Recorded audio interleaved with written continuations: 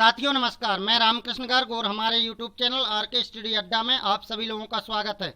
जैसा कि आप सभी लोग जानते हैं, मैं प्रतिदिन मनोविज्ञान के क्षेत्र में एक वीडियो लाता रहता हूं। उसी के अगले क्रम में आज का हमारा टॉपिक है बाध्यता, असमर्थता तथा अपंगता में संबंध, relationship between impairment, disability and handicap. तो चलिए शुरू करते हैं। बाध्यता, असमर्थता और अपंगता तीनों एक दूसरे से संबंधित हैं, क्योंकि बाध्यता से असमर्थता विकसित होती है और असमर्थता से अपंगता।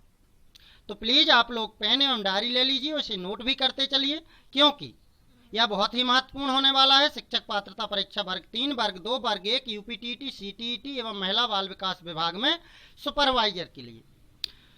तो अपंगता एक क्षेत्र में असमर्थता के रूप में लक्षित हो सकती है, लेकिन किसी दूसरी स्थिति में नहीं।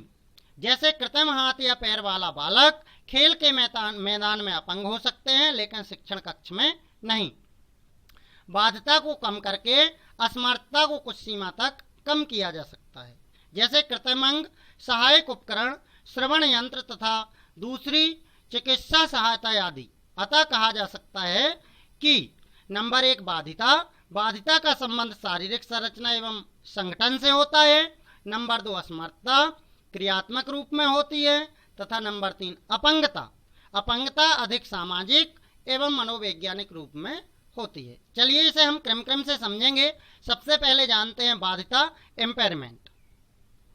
बाध्यता का अर्थ है इंद्रिय अंगों का ह्रास या हानि होना। यह शरीर संरचना संबंधी ह्रास या कमी है जो जन्म के समय या जन्म के बाद भी उत्पन्न हो सकती है। बाध्यता शरीर के अंग को सामान्य क्रियाओं को प्रभावित करती है, जैसे कान के पर्दे में छेद हो जाने के कारण बालक में ना सुनने की समस्या, पोलियो ग्रसित बालक को गत्यात्मक क्रियाओं में बाधा, इस प्रकार आंखों की रेटिना में विकृति आने से देखने में समस्या उत्पन्न होना आदि। बाध्यता आंशिक या पूर्ण हो सकती है। चलिए अब समझते हैं असमर्थता या डिसेबिलिटी। असमर्थता से अभिप्राय किसी व्यक्ति द्वारा सामान्य व्यक्ति की तरह क्रियाओं को ना कर पाना। असमर्थता का संबंध हम अभाव से लगा सकते हैं। दूसरे शब्दों में कहें तो यदि किसी व्यक्ति में दैहिक या मानसिक क्षतिग्रस्तता के कारण उसकी दिनचर्या की क्रियाओं में बाधा आने लगती है तो उसे असमर्थता कहते हैं। अर्थात प्रतिदिन के क्रियाकलापों में यदि कोई बाधा आती है तो वो असमर्थता कहलाती है। यह भी आंशिक या पूर्ण हो सकती है, जैसे आंशिक रूप से बाधित बालक संपूर्ण श्रवण बाधित बालकों की अपेक्षा सुनने की क्रिया में अधिक सक्षम होते हैं। उसी प्रकार जैसे हाथों में लकवा से ग्रसित व्यक्ति पैरों में लकवा से ग्रसित व्यक्ति की अपेक्षा चलने फिरने में अधिक सक्षम है। चलिए अब समझते हैं नंबर 3 अपंगता, हैंडीकैप।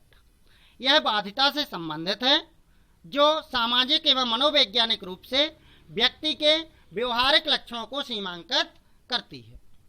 जैसे श्रवण बाधित व्यक्ति को सुनने में अपंग बनाती है, दृष्टि बाधिता देखने में तथा अस्थि बाधिता गत्यात्मक क्रियाओं करने में अपंगता पैदा करती है। अपंगता का अर्थ बाधिता पर अवरोधों द्वारा सीमा बंधना होता है, जो या तो बालक पर थोप दी गई होती है या बालक ने उसे स्वीकार कर लिया होता है। अपंगता ऐसा अवरोध है जो बालक की दिनचर्या के क्रियाकलापों की क्षमता को बुरी तरह से प्रभावित करता है। तो चलिए हम एक तालिका के माध्यम से तीनों को अलग अलग समझेंगे। जैसे बाध्यता, असमर्थता और अपंगता के संबंध में इस तालिका से हम स्पष्ट रूप से समझेंगे। पहले उनकी प्रकृति जानेंगे और फिर तीनों को अलग अलग समझेंगे कि बाध्यता क्या है, असमर्थता क्या है और अपंगता क्या है। चलिए तो सबसे पहले प्रकृति में देखते हैं श्रवण। तो श्रवण में यदि बाध्यता होती है तो कान के पर्दों को नुकसान पहुंचाना।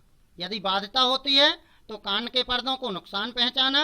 असमर्थता होती है तो ध्वनि ग्रहण करने में कठिनाई, और यदि अपंगता होती है तो सामान्य सुनने में असमर्थता। नंबर 2 देखें आंख। तीनों में क्या इफेक्ट होता है। तो यदि बाध्यता होती है तो कम दृष्टि या रेटिना पर प्रतिबिंब ठीक न बनना, ये बाध्यता कहलाएगी। पढ़ने लिखने में समस्या होना, ये असमर्थता कहलाएगी। और प्रतिबिंब ठीक न बन पाने के कारण पढ़ने लिखने के कार्य में असमर्थता होना, ये अपंगता कहलाएगी। अब देखें नंबर 3, अस्थि या हड्डी। तो इसमें बाजू, पैर या शरीर के किसी अंग में विकलांगता, इसे हम बाधिता कहेंगे। गत्यात्मक एवं सामंजस्य क्रियाओं में कठिनाई, इसे हम असमर्थता कहेंगे। और अंग संबंधित क्रियाएं करने में कठिनाई, इसे हम अपंगता कहेंगे। अब देखें नंबर 4, मानसिक। तो इसमें बौद्धिक योग्यता की कमी, ये बाधिता कहलाएगी। मानसिक योग्यता संबंधी क्रियाएं करने में अक्षमता, ये असमर्थता कहलाएगी। और सामान्य बालकों की तुलना में निम्न स्तरीय क्रियाएं करना, ये अपंगता कहलाएगी। अब देखें नंबर 5, अधिगम। तो मस्तिष्क तथा नाड़ी तंत्र का सुचारू रूप से कार्य न करना, ये कहलाएगी बाधिता। और लिखने तथा समझने में विकार, ये कहलाएगी असमर्थता। और बोलने एवं पढ़ने में असमर्थता, ये कहलाएगी अपंगता। तो दोस्तों, आपको ये वीडियो देखकर कैसा लगा हमें कमेंट करके जरूर बताएं। और इसी तरह की परीक्षा उपयोगी जानकारियों के लिए हमसे जुड़े रहें। मिलते हैं अगले वीडियो में, तब तक के लिए धन्यवाद। जय हिंद, वंदे मातरम।